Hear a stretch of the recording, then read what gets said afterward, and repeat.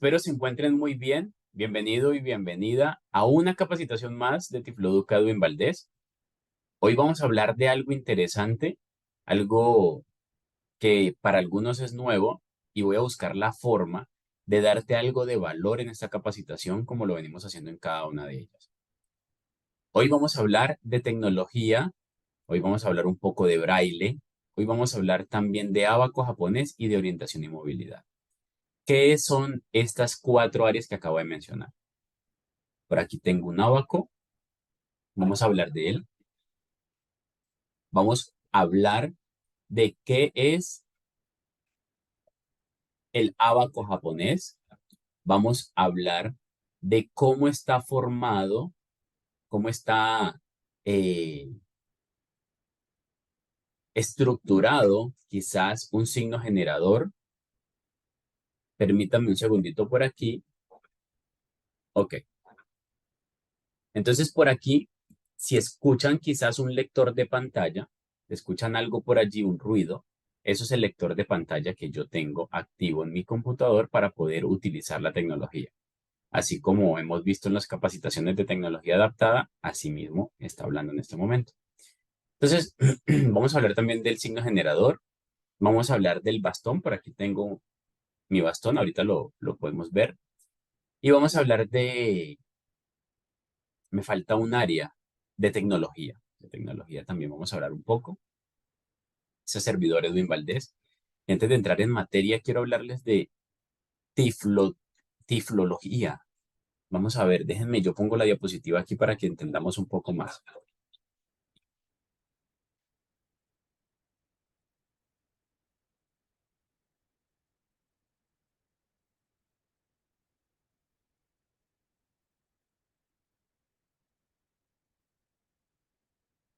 Ok, déjenme lo ubico por aquí, aquí. Herramientas tiflológicas. De esto vamos a hablar en este momento. ¿Qué son las herramientas tiflológicas? Ya hemos visto en otros talleres, en otras capacitaciones, que tiflología viene del griego tiflo, que es ciego, y logía es una terminación que implica el estudio de o acerca de. Entonces, la tiflología es el estudio de las herramientas o de las áreas que involucran a las personas con discapacidad visual. Por eso, cuando lo enlazamos, lo unimos con herramientas tiflológicas, estamos hablando de un conjunto de herramientas que van a ayudar a que las personas con discapacidad visual, en este caso las personas con ceguera, podamos realizar la mayoría de nuestras actividades sin ninguna dificultad. Ya viendo esto, nos damos cuenta que sí existen herramientas y eso es un punto importantísimo que nos vamos a dar cuenta que si existen herramientas, vamos a poder ayudar. Y si vamos a poder brindar las herramientas, quiere decir que sí hay un futuro para las personas con discapacidad. Si no hubieran herramientas sería más complejo, pero ya conociendo que sí hay, es más fácil de salir y buscar dónde hay, qué herramientas existen. Entonces, partiendo de allí y sabiendo que sí existen herramientas, ya la pregunta no va a ser, ve, ¿y será que se puede? ¿Y será que? Porque en este momento, hoy justamente, hablaba con un profesor y quedaba sorprendido de lo mucho que puede llegar a ser una persona ciega a través del braille y a través del uso de las tecnologías, porque es un profesor que da economía y me dijo, perdón, economía no da contabilidad. Y él me dijo, es que ese estudiante no va a poder dar clases porque no va a poder conocer contabilidad, no va a poder trabajar con asientos, libros, folios, con fórmulas, porque si no ve eso es muy difícil, es muy complejo. Me decía él, eso hablar del IVA, para él va a ser algo abstracto, no va a poder ese estudiante. Y yo le decía, profe, regáleme unos minutos cuando tiene disponible, y justo hoy tenía disponible, y me senté con él y conversando con él, le decía, profe, necesito que me digas qué clase vas a dar. Bueno, no, la clase es esta, el costo de un producto es de 3 millones y tiene un IVA. Y empezamos a desarrollar un ejercicio corto y sencillo. Y me dijo, esto es lo más complejo. Y yo, profe, ¿cuál es la dificultad? Lo escribimos en Excel, lo escribió él. Yo lo leí a través de un programa tecnológico que ya les hemos hablado en algunos espacios y le, le hice ver que sí se podía. Ese profesor decía, es que es como ver, para una persona ciega utilizar estos aparatos y estas herramientas es como ver. Y eso es lo que queremos con ustedes. Que usted que está viendo esta capacitación sepa que una persona con discapacidad visual puede acceder a diferentes carreras siendo conscientes y coherentes con la condición. Yo no puedo ir a ser cirujano plástico porque voy a ir a hacer una cirugía o a hacer quizás unos cortes de piel o al lacerar, alguna cosa donde no deba. Entonces, es importante que usted conozca que si hay herramientas y aquí es donde estamos en lo chévere, donde estamos en lo bueno, vamos a ir viendo a desarrollar cada una de estas áreas y como le mencioné al principio, pues son cuatro. Vamos a hablar de Abaco, de orientación y movilidad, de braille, de tecnología y al final vamos a dejar un espaciocito que vamos a hablar de algo adicional que es fundamental y en algunos casos resulta más importante que lo que estamos viendo en este espacio. En este caso, en las primeras cuatro herramientas. Ojo entonces para que usted las conozca. ¿Cuántas herramientas son? Son cuatro herramientas. Vamos allá entonces.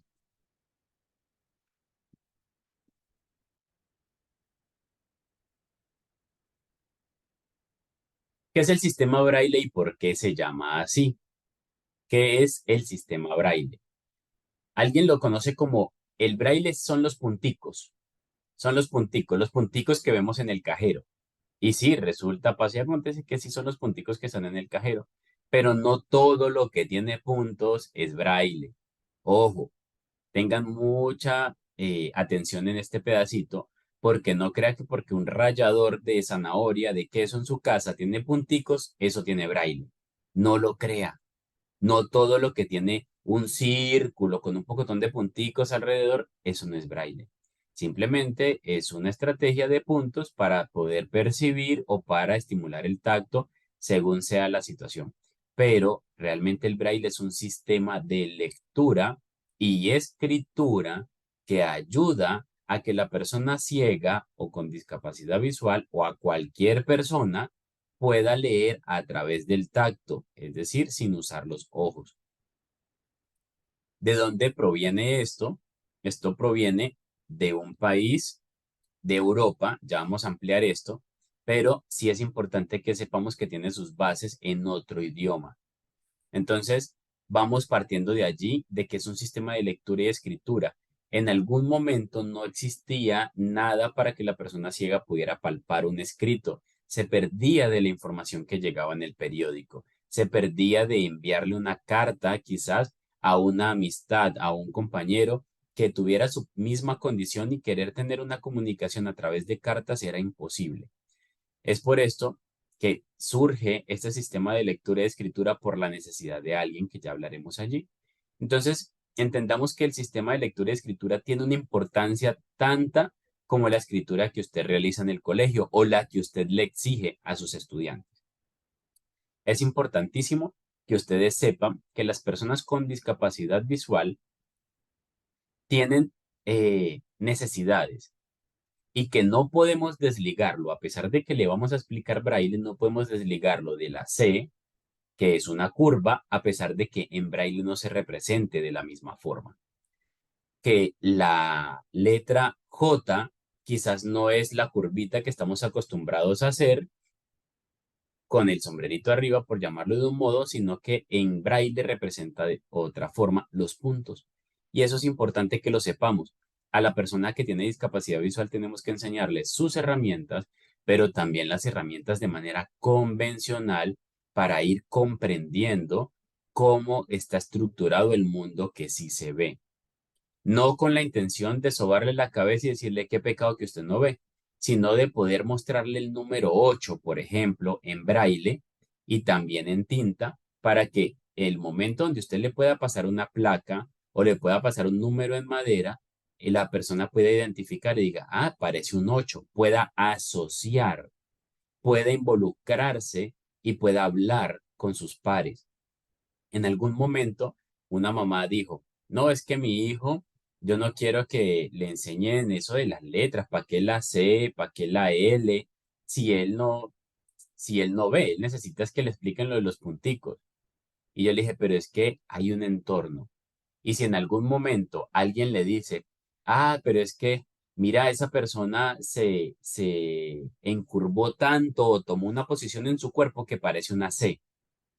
Y ahí es donde la persona con discapacidad visual va a quedar totalmente perdida, aislada y excluida del tema porque nunca le enseñaron cuáles eran las letras en tinta.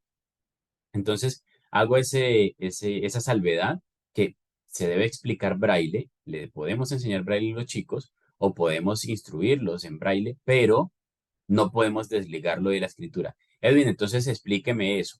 Entonces tengo que poner a que una persona ciega escriba en tinta, no es necesario. Pero sí que por medio de FOMI, de FOAMI o de Goma Eva, como lo puedan llamar en tu país, puedas mostrarle esta es la C, puedas mostrarle esta es la L, ya no sé cómo mostrárselo a ustedes en la pantalla, esta es la L, esta es la V, y así de esta manera también, ¿por qué no? Como yo he podido tener la experiencia con algunas personas sordas, y eso va a ayudar a que podamos también tener gestos. Por ejemplo, yo sé que la A, tengo la J, tengo la I en lengua de señas, y yo no soy sordo, pero puedo interactuar con una persona sorda, quizás no al 100%, pero puedo al menos darles un saludo y despedirme o preguntarle cómo está. Y eso pasa con el braille. Necesitamos inculcarlo, pero no solo dejarlo allí, sino también llevar a las personas que tienen discapacidad a que comprendan cómo está estructurado el alfabeto en tinta y los números y los signos de puntuación que les mostremos en braille. ¿Por qué se llama así? ¿De dónde viene ese nombre? ¿Por qué será que eso tiene ese nombre ahí de Luis Braille? Entonces, esto se llama también secografía. Es el sistema de lectoescritura del señor Luis Braille. Ya falleció. Usted déjeme allí, si está viendo esto en una de nuestras redes sociales o en YouTube, lo puede dejar el comentario allí abajito.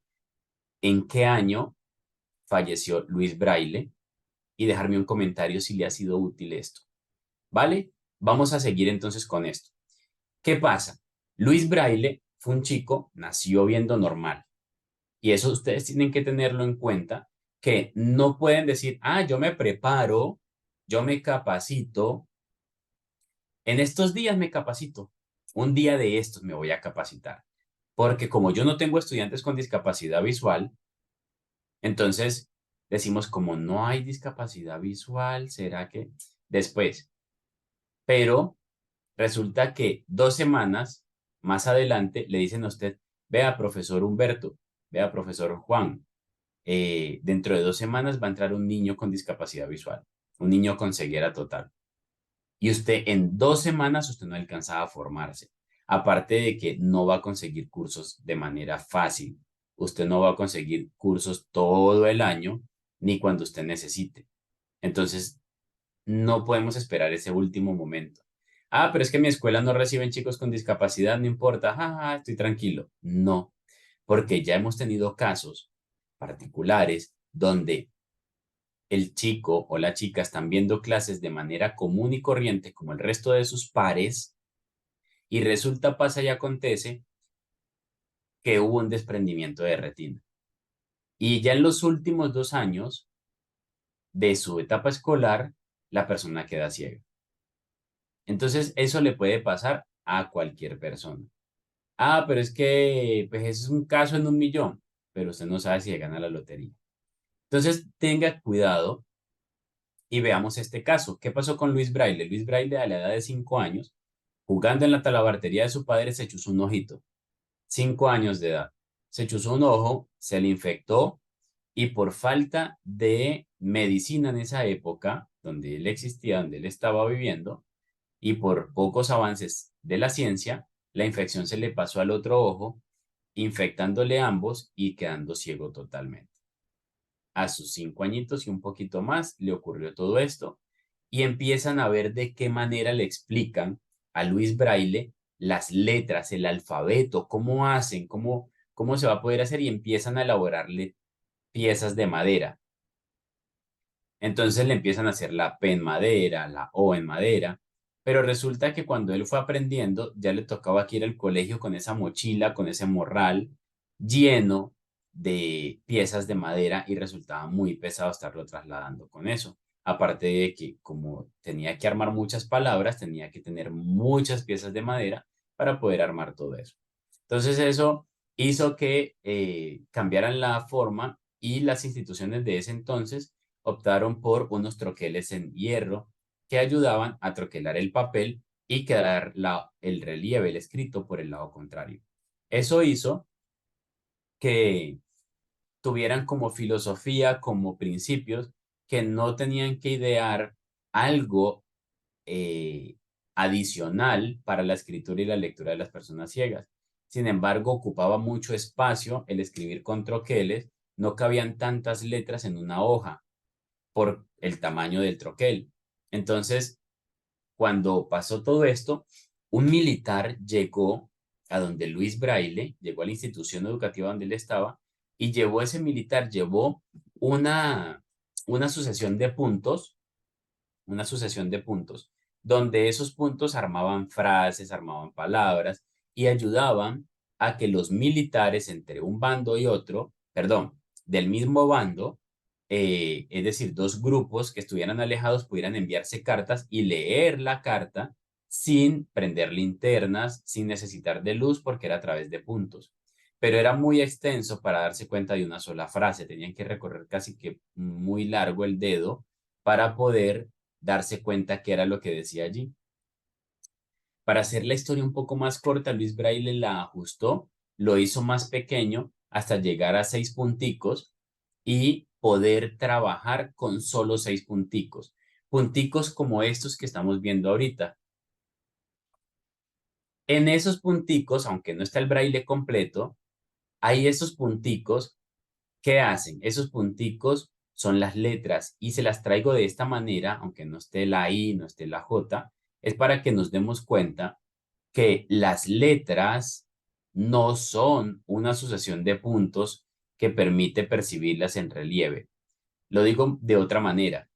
Yo pensaba que la O era una O redonda de puros puntos, que la J era como una curvita y un puntico, sucesión de solo puntos y que eso era braille. Y resulta, pasa y acontece que no. Entonces fíjese que la A tiene un puntico, la B tiene 2 punticos y así van variando cada una. Pero es necesario que usted sepa que si usted va a escribir casa, usted no tiene que hacer la forma de la C a través de punticos, porque cuando nos dicen el braille es puntos, uno cree que las letras en braille, las letras en braille son solamente las letras que hacemos en tinta, pero con punticos. Y resulta que no estamos bien, bien, bien alejados de la realidad. Entonces, aquí tenemos un signo generador. ¿Qué es el signo generador? El signo generador es el signo que permite que 63 combinaciones se deriven de él. Dentro de esos están las letras, las vocales con tilde, que son también letras, pero son diferentes a las vocales sin tilde, el signo mayúscula, el signo numérico, los signos de puntuación, las notas musicales, los números. Y el braille tiene una particularidad que se habla de un braille integral y un braille avanzado, o braille básico, braille avanzado, o braille 1 y braille 2. Yo por lo regular hablo de braille 1 y de braille estenográfico. ¿Qué es el braille integral? Es el braille que damos acá en Tifloduca. Es el curso que nosotros damos donde usted aprende las vocales, todo lo que acabo de mencionar. Y entonces, ¿qué es el braille avanzado? El braille avanzado o el braille estenográfico es el braille que le permite minimizar a través de el braille, escribir pocas letras para formar una palabra mayor. Si usted va a escribir, por ejemplo, todas, quizás necesite solamente la T, la D y la S. Es un ejemplo, no es así. Es para que usted se dé una idea de cómo se escribiría. Quizás en lugar de escribir cómo, sería escribir como CM, como en algún momento quisimos escribir. Y eso va a ayudar a que las personas con discapacidad visual tengan una oportunidad. Hay gente que está en desacuerdo de usar el braille estenográfico. ¿Por qué? Porque dicen que es atrofiar el lenguaje escrito. pero resulta que la persona ciega no va a escribir igual de rápido con un punzón y con una pizarra, no va a escribir igual de rápido que como lo hace usted con el lapicero. Entonces, para poder acercarnos más al tiempo de escritura que ustedes tienen, utilizamos el punzón, utilizamos la pizarra, pero con el sistema braille en lo que se conoce como taquigrafía en la parte escrita en tinta y lo que conocemos nosotros acá eh, como braille avanzado. Eso va a ayudar a que las personas puedan, con esa estenografía, puedan realmente escribir largos textos con pocas punzadas y sea más efectivo y en su defecto pueda llevarse el material a casa y pueda repasarlo. Entonces, estos 6 punticos nos van a permitir el 1, 2 y 3, el 4, 5 y 6, van a ayudar a conocer cómo está estructurado el braille, cómo realmente se escribe, porque el braille se escribe de derecha a izquierda y de izquierda a derecha se lee. Vamos aquí. Ok, fíjense aquí. Tengo 6 puntos, tengo 6 punticos, tengo una pieza para las personas que tengan discapacidad visual, tengo un rectángulo como pieza fundamental y este braille, este signo generador, está formado por 2 columnas de 3 puntos. A la izquierda está el 1, 2 y 3 y a la derecha el 4, 5 y 6. El braille se tiene que escribir de derecha a izquierda. ¿Por qué? Porque si usted pulsa los del lado derecho, cuando usted lo pulse y voltee la hoja, le van a quedar del lado izquierdo. Quiere decir que si usted necesita pulsar solamente el 1 y el 2, entonces usted dice, bueno, voy a pulsar el 1 y el 2 para que cuando lo voltee me quede en la posición original como tiene que quedar. Por eso el braille se escribe de derecha a izquierda, para que cuando usted lo voltee, el relieve quede en el lado que corresponde. Eso debe tenerlo presente y si usted pulsa solamente, por ejemplo, yo puedo aquí quitar ciertos puntos y dejar solo los 2 de arriba. Estos no cuentan. Es marcar solamente los puntos que necesito. Los otros no los debo marcar. De eso lo podemos ampliar en una de las capacitaciones de Tifloduca. Sin embargo, tenemos que estar muy atentos que si yo dejo un puntico es la A, que el 1 y el 2 es la B, que el 1 y el 4 por aquí es la C, que si quiero armar la G, tengo que hacer los 4 punticos, que sería 1, 2, 4 y 5. Y si quiero el signo generador completo, entonces ubico los 6 puntos completos. Esto es lo que tiene que ver con el sistema de lectoescritura braille y el braille se escribe con estas 2 herramientas. Se escribe con el punzón y se escribe con la pizarra. Es necesario que usted sepa que esta pizarra es de 4 líneas y que el papel se mete en la pizarra, se cierra, escribimos de derecha a izquierda para que cuando se voltee, la lectura sea de izquierda a derecha. Esta es de 4 líneas. Hay de 9 y hay de 27. Y esto es un punzón. Lo puedes conseguir como pizarra braille o como regleta braille. De las 2 formas lo puedes conseguir. Vamos a pasar a otro de los temas que tenemos aquí. Volvemos a presentar. Diapositiva. Y nos vamos aquí a la diapositiva.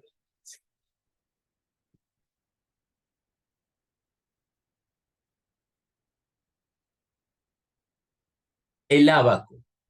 El ábaco japonés, ábaco cerrado o soroban. Esta herramienta nos va a ayudar a conocer, a entender cómo está formado, a crear cantidades. El ábaco japonés tiene una barra de resultado, unas cuentas, unas esferas que se llaman cuentas, unos ejes, 1, 2, 3, hasta el 21. Mi ábaco tiene 21 ejes. Hay pocos en el mercado que tienen 21 ejes. Esto está dividido por clases, la clase 1, la clase 2, la clase 3, hasta 7 clases. Cada clase tiene 3 ejes. Tiene 3 ejes. Cada clase tiene 3 ejes. Una clase 3 ejes, otra clase y así hasta llegar a la última. Este ábaco nos permite varias cosas. Varias. ¿Es hecho para las personas ciegas? No, no es hecho para las personas ciegas. Es un instrumento creado en Japón, por allá en Asia, en ciertos años, muchísimos, muchísimos, muchísimos años atrás. Tanto así que es la base de la calculadora, la base del computador y por allí se vino todo esto. Pero sigue existiendo. No fue hecho para la población ciega, pero sí le es útil a las personas con discapacidad visual. Eso tenemos que tenerlo muy, muy presente.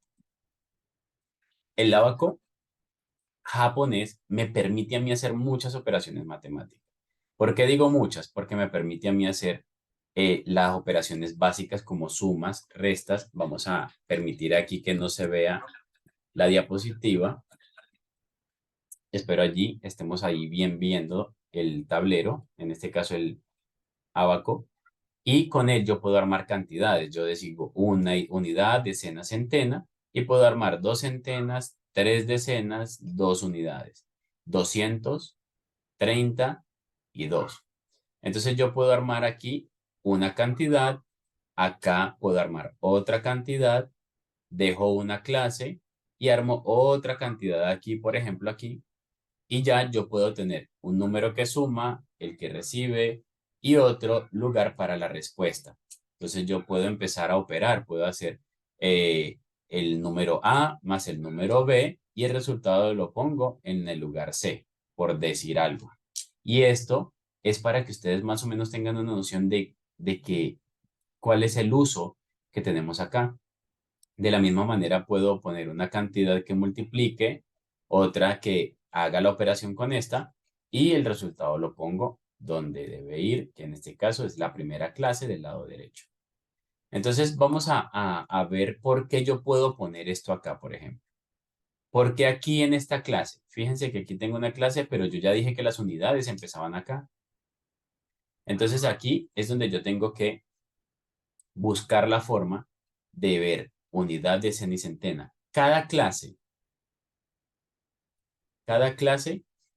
equivale a un abaco chiquitico. Entonces, si yo digo que esto es una clase, unidad, decena y centena, si yo digo que aquí hay otra clase, quiere decir que aquí hay otra unidad, decena y centena, y así yo voy a ir según lo que yo necesite para hacer mis operaciones matemáticas. Fíjense aquí con la representación de cantidades. 1, 2, 3, 4. Para hacer el 5, tengo que tomar la esfera superior. 5. Esta esfera sola vale 5. Esta esfera sola vale 5. Pero como esta solita vale 5, estoy hablando de la decena, el que está en la parte superior y es un 5. Y está en las decenas. Si es un 5 y está en las decenas, digo 10, 20, 30, 40, 50.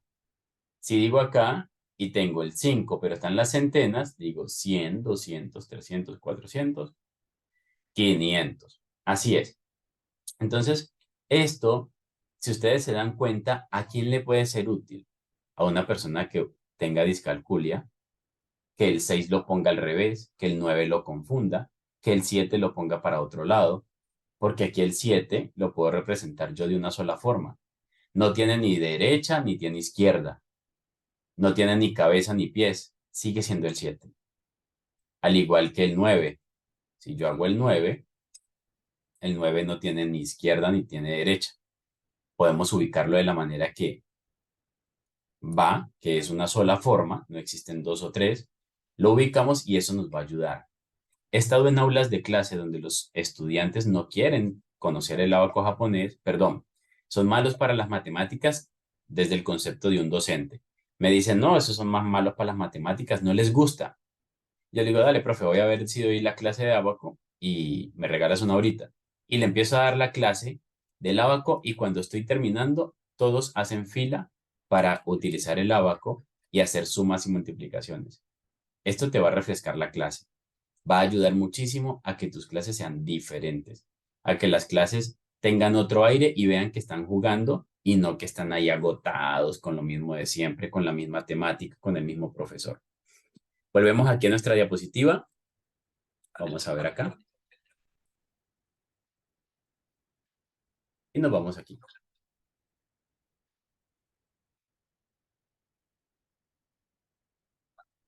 ¿Qué es la orientación y la movilidad?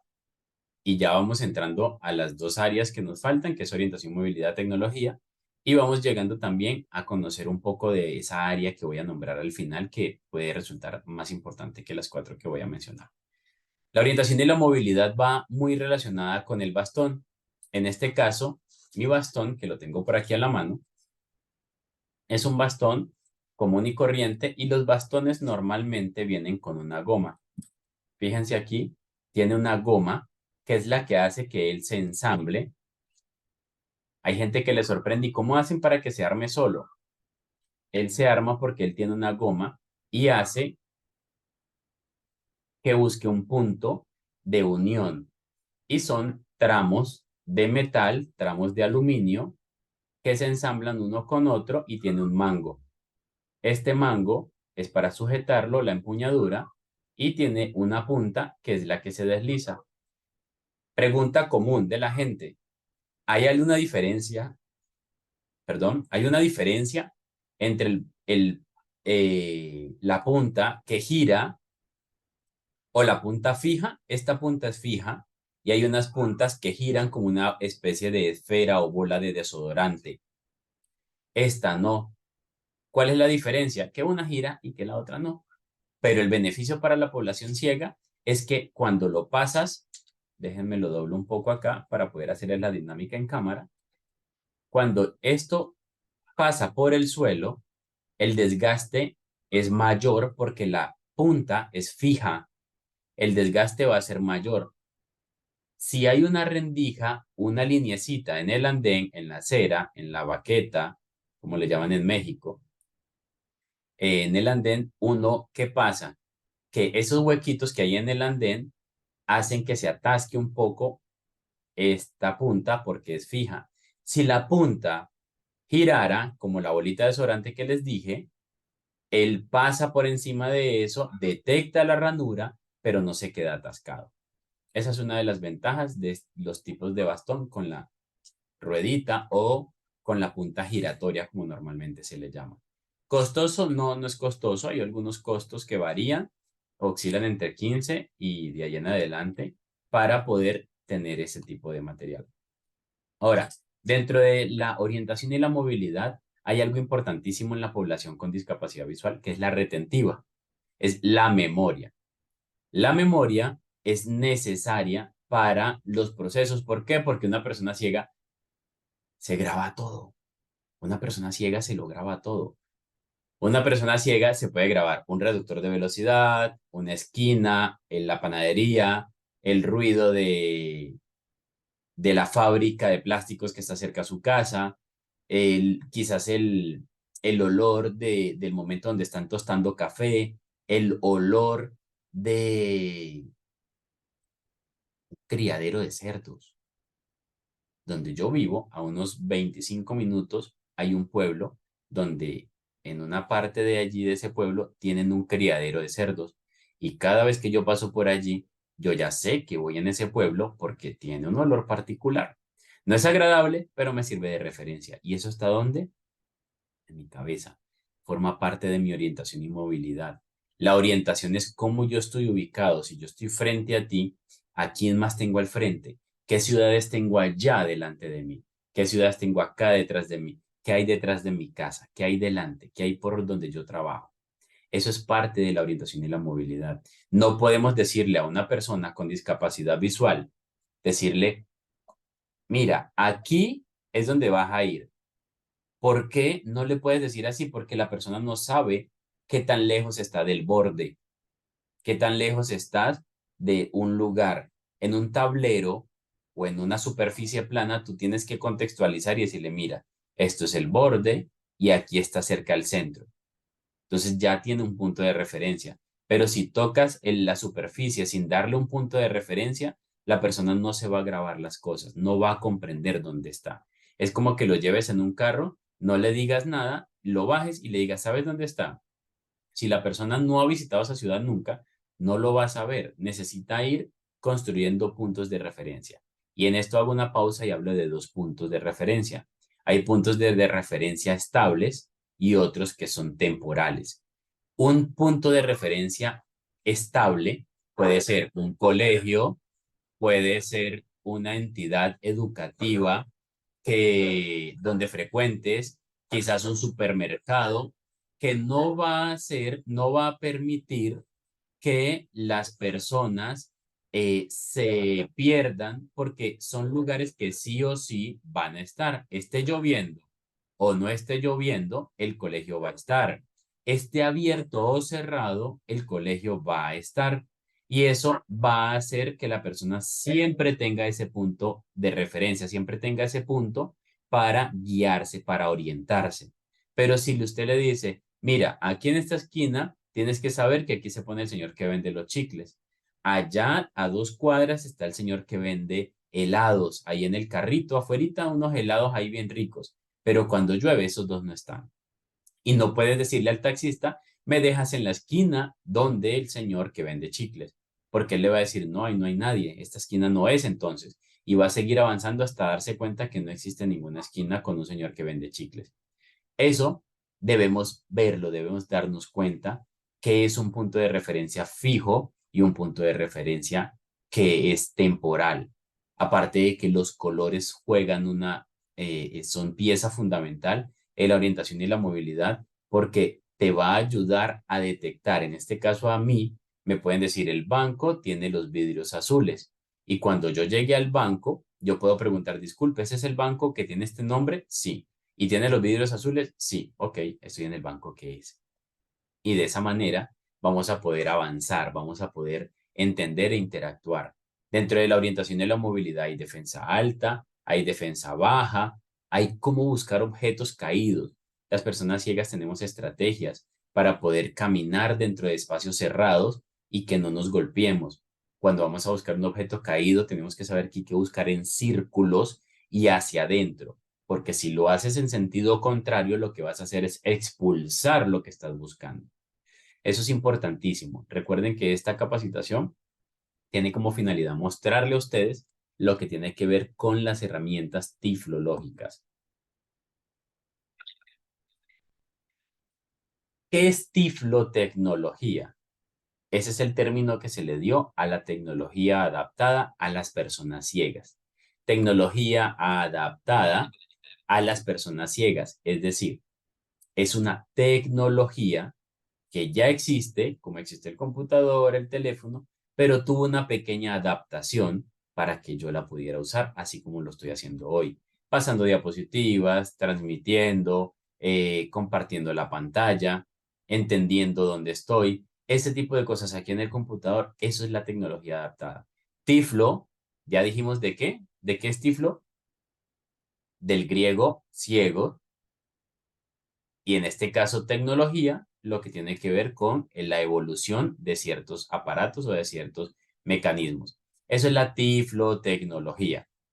Genial que estés aprendiendo. Me parece súper que estés allí, que estés muy, muy atento y espero que todo lo que hemos hablado te sirva como formación. Ya sabiendo qué es la tiflotecnología, ¿quién conoce esos 4 iconos? Son 4 iconos geniales, fundamentales y que han marcado la vida de muchos de nosotros. Tenemos la de la ventanita, la más conocida, creería yo. La ventanita. Son 4 iconos. Uno es una ventanita, otro es un pingüino, otro es como un robotcito verde, si no estoy mal, y el otro es una manzana mordida. Entonces digo, el de la ventanita es Windows. Windows es un sistema operativo, pero ¿por qué los traigo aquí a colación? Porque los 4 sistemas operativos que estoy mencionando allí tienen lectores de pantalla. ¿Qué es un lector de pantalla? Es un programa que verbaliza todo lo que es teoría dentro del computador. Todo lo que es teoría. Es decir, todo lo que pueda escribir o pueda estar en texto dentro del equipo, la persona con discapacidad visual va a poder escucharla a través de este programa. Si yo escribo algo, como escribir hola, ¿cómo estás? Si quiero escribir ¿qué tal te va? También pueden buscar en nuestro canal de YouTube de Tifloduca Edwin Valdés. Allí en el canal de Tifloduca pueden conseguir un video que se llama Las personas ciegas también pueden usar Word. Pueden buscarlo allí y ahí se hace un video corto, como de unos 10 minutos creo yo, donde les mostramos cómo se lee y se escribe en Word. Eso es importantísimo. Entonces, en Windows tenemos el JAWS, Jaws. Jaws. Ese es uno de los más usados acá en Colombia. Hay otros como el NVDA. Son 4 letras. NVDA. NVDA. 4 letras. Ese es un lector de pantalla que es gratuito, no requiere de licencias, es ligero, lo puedes usar en un computador que no sea tan nuevo y te va a correr muy bien y va a hacer las funciones básicas que necesitas a nivel de escritura y lectura de documentos e investigación en Internet. Muy funcional, también pueden usarlo, pueden descargarlo y chequearlo por ahí en la web. El del pingüinito es GNU Linux. GNU Linux con sus diferentes distribuciones. Debian, Ubuntu, Fedora. Hay muchísimas. Yo hablo porque hace mucho tiempo que no he escuchado otras que hayan salido, pero sí sé que Debian es una de las más conocidas y Ubuntu se ha vuelto un poco popular acá en el país. El sistema operativo GNU Linux con su distribución Ubuntu. En esas distribuciones, en ese sistema operativo, está el ORCA, ORCA, es el lector de pantalla que utilizamos en GNU Linux. ORCA. De mi opinión muy particular, hasta hace unos años que lo usé, no era tan accesible ni tan preciso para leer muchas cosas y a veces la lectura era muy pausada y muy deficiente para el ritmo que uno ya está acostumbrado. Entonces eso hizo que pues del 1 al 5 le daría un 3.5 como evaluación y al JAWS le daría un 5 y al NVDA quizás un 4.9. Sin embargo, es importante que sepan que son útiles, si ayudan para hacer realmente trabajos en cada uno de estos sistemas operativos. En Android, que es el robotcito verde que conocemos, Android, está el Talkback, Talkback, Talkback. No soy bueno pronunciando inglés, tienes toda la razón, no me va muy bien. Creo que sabe más Guachu, el de Open English, valga ahí la cuña, que no está pagada, no me patrocinaron, pero no sé cómo se puede pronunciar de manera correcta, pero es Talkback. Como lo estoy pronunciando, se escribe Talkback y así está dentro del celular. Me gustaría decirte cómo se activa, pero si lo digo, se te activa y luego se vuelve una locura esto y no es la idea. Si quieres igual contactarnos, es bueno que cheques allí el correo electrónico que dejamos allí en la caja de descripción y nos escribas a través del correo electrónico. Eh, entonces, ¿qué pasa con todo esto? Que son lectores de pantalla que facilitan el uso. Que yo como persona ciega pueda coger un teléfono, estoy cogiendo el abaco, pero por decir algo, y pueda tocar la pantalla o pueda tocar un computador y pueda yo interactuar, programar, diseñar páginas web, enviar correos electrónicos, escribir en Word, enviar un mensaje a través de Hotmail, a través de Gmail. Dije Hotmail y se me cayó la cédula, Hotmail no, Outlook, y otras plataformas que me permitan a mí interactuar. Y por último, tenemos la manzana mordida, que en este caso es Apple, el famosísimo sistema operativo iOS para los teléfonos de Apple, que son los iPhone, y esos teléfonos tienen un lector de pantalla llamado VoiceOver. VoiceOver es un lector de pantalla muy completo que describe imágenes, tiene otras cualidades que ayudan a que la persona con discapacidad visual pueda tener muchísimas cosas más en su teléfono y sea más autónomo e independiente respecto de los demás. En este caso, con un teléfono que tenga VoiceOver, yo puedo poner un papel y enfoco con mi cámara sin necesidad de ver, solamente lo aproximo y lo pongo a una distancia prudente y él toma todo el texto y lo muestra para que yo pueda leerlo a través del teléfono y me puede decir, es el recibo del servicio eléctrico, es el servicio del recibo del agua, tiene un monto por pagar de tanto y tiene cierto consumo. Todo lo que él logró enfocar lo va a leer. Ya queda dependiendo de la disposición que tengas, de la paciencia un poco, porque también tienes que cuadrarlo, enmarcarlo lo más cercano posible. Les pido mil disculpas allí por el perro que tengo de fondo, pero no quiero dejar de mostrarles esto porque es necesario que ustedes pues tengan la información y podamos llevarles este mensaje. Hoy se me salió de las manos ello. Sin embargo, eh, los lectores de pantalla van a ayudar a que nosotros, las personas ciegas, podamos. Por ejemplo, en algún momento yo estuve en un hotel, estaba haciendo un trabajo en otra ciudad de fuera de donde vivo y cuando estuve en ese hotel había un papel y nadie me lo había leído y me dio curiosidad y con mi celular lo enfoqué ese papel y me decía, por favor, cuando se vaya a retirar, recuerde apagar las luces, desconectar el televisor y no dejar, creo que decía algo así como que no dejar sus pertenencias sobre la cama.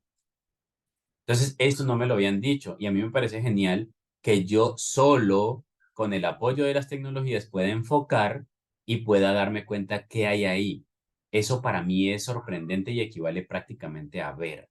Entonces, tengamos en cuenta todo esto, los cuatro sistemas operativos que nombré, GNU Linux, Windows, Android y iOS, son cuatro sistemas operativos que trabajan por la accesibilidad, unos con una accesibilidad mayor que los demás, pero se aplaude el esfuerzo que está haciendo cada una de las empresas. Nos vamos aquí entonces ya cerrando por aquí. ¿Qué pasa? Yo les venía a hablar de otra cosita que son las actividades de la vida diaria. Las actividades de la vida diaria son muchas las actividades que tienen las personas ciegas por realizar. Por ejemplo, pegarle un botón a una camisa, planchar una camisa, peinarse, afeitarse, organizar sus cosas, servir un vaso con agua, hacer una limonada, un jugo de naranja, un sándwich, cruzar la calle, aprender a usar una tarjeta de el sistema de transporte de tu ciudad. En Colombia hay algo que se llama Transmilenio en Bogotá y las tarjetas las puedes pasar por un dispositivo para que él la lea y se te sale por el otro lado, entonces debes tener esa dinámica para que lo puedas hacer o en algunos otros espacios poder demostrar las habilidades que tengas. Pero actividades de la vida diaria van relacionadas con muchas cosas. Si yo necesito prepararme un café, ¿cómo hago yo para prepararlo sin quemarme? ¿Cómo hago yo para solventar si me tocó quedarme solo y no sé dónde están las cosas? Debo tener un orden. Todas esas actividades forman parte de la seguridad que tienes y de lo autónomo que resulte ser. ¿De qué te sirve ser el mejor ingeniero si no sabes desplazarte ni siquiera dentro de tu casa?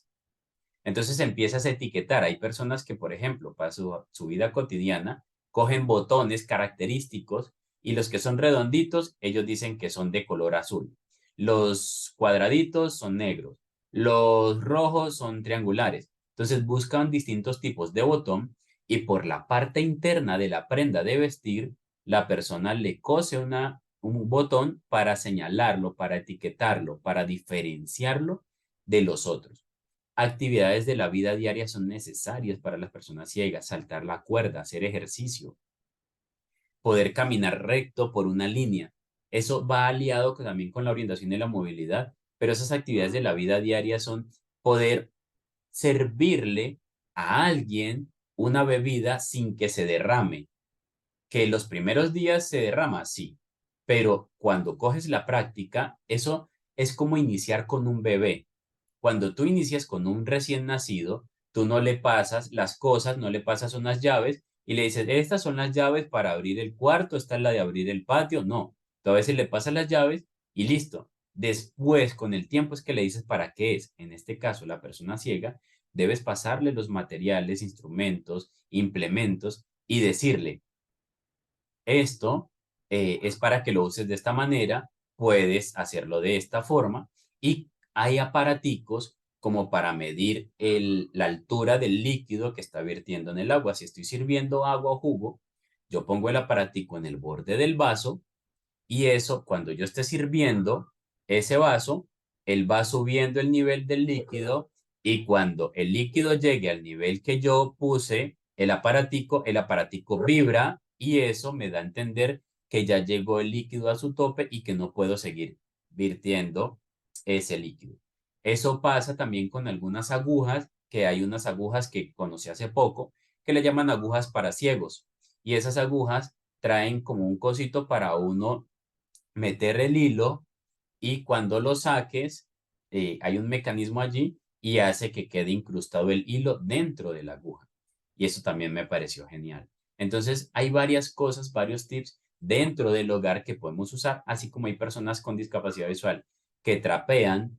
En este caso me refiero a limpiar con un trapero, coleto, trapeador, no sé cómo le puedan llamar en México o en Argentina, que tenemos muchas personas que nos ven de allí, que lo hacen descalzo para darse cuenta dónde sí limpiaron realmente y dónde no, porque con la palma del pie entonces van a percibir si quedó o no quedó sucio. Yo no lo hago así.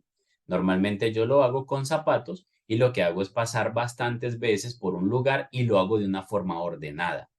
Es decir, que si yo voy a barrer toda la sala de mi casa, yo empiezo barriendo una línea y cuando termino esa línea, avanzo un poco y barro la otra línea, como haciendo renglones, luego paso otra vez a la otra línea y así voy sabiendo que no me van quedando espacios vacíos hasta llegar al otro tramo y decir, ya terminé de barrer porque sé que todos los rincones y todos los lados de la sala los barrí, no quedó nada por fuera. El tiempo se nos fue. Esto es parte de la capacitación que teníamos pendientes para el día de hoy. Ya se nos acabaron los minutos. Realmente espero hayas aprendido algo, espero haberles aportado algo y recuerden que son ustedes esas personas que ayudan a la población con discapacidad visual. Busquen un escenario, generen escenarios para ayudar a que las personas con discapacidad visual muestren sus talentos. Ay, es que él no sabía hacer nada. No, es que no hemos conseguido el escenario adecuado para que él pueda desenvolverse y muestre sus habilidades. Cuando un chico o una chica llega al punto de saber cuáles son sus habilidades y se da cuenta que puede aportar, te aseguro que la actitud, la seguridad, el autoestima van a estar bien presentes y esa autoestima va a estar en el nivel adecuado para poder levantar la mano y participar y decir, no lo entiendo, no logro ver, ¿me puedes explicar? ¿Me puedes describir de otra forma? Y así esa persona se va a poder vincular a la sociedad, interactuar con la sociedad y va a ser un sujeto que le va a aportar a este país y al país de donde estés representando en este momento. Espero haber sido útil. Realmente te mando un abrazo. Espero que sigas capacitándote con nosotros acá en Tifloduca. Esto fue una capacitación de herramientas tiflológicas. Espero te quede claro que cada uno de nosotros tiene algo que aportar. Tú tienes algo que aportar, nosotros también. Y esperamos que nos veamos en algún momento de manera presencial.